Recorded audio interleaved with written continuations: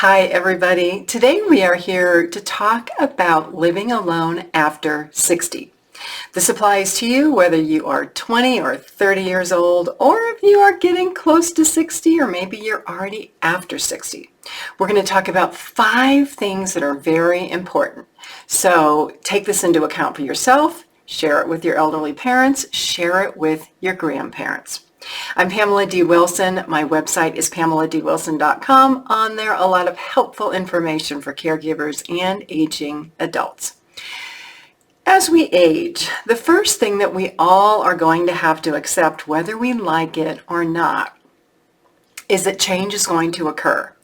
And when we get a little older, 50, 60, 70, 80, we're going to have to accept that we may have to make some changes that we really don't want to make or that we don't like. And these mainly will come up because of health issues and how our abilities change over time with age.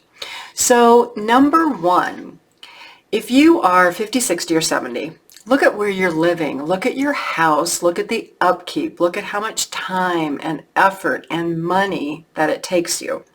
Because when you're older, when you're 70, 80, or 90, the last thing you are going to want to be doing is spending a lot of time on your house or a lot of expense on your house.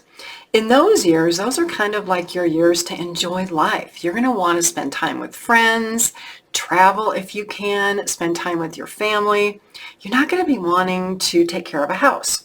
So that's something just to start thinking about is, what do I want my living situation to look like when I'm 60, 70, and 80?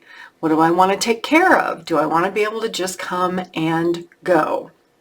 Number 2 is, how have you saved for retirement, or how are you saving for retirement? That house that you have, if you sell it, that could be a big amount of money for you to use for other things that you want to do, and also to pay for your care. When you look at aging, we all think that life gets less expensive when we retire. If you're healthy, that might be true. If you're not healthy and you have a lot of health problems, you may end up needing to spend a lot of money on health care or money to bring caregivers into the home at a rate of $20 or $30 an hour, or even consider living in a care community at $5,000, $6,000, $7,000, $10,000 a month. So there's trade-offs when we age, and these are the choices that I talk about that we would rather avoid and that we don't always want to make. Number 3, and this is important, whether you are 20 or 60 or 80, how is your health? Are you healthy? Are you paying attention to your health? Are you doing all of the preventative things that you can? We don't think about this when we're healthy. We don't think about how grandma or grandpa has a lot of aches and pains and they don't feel good every day.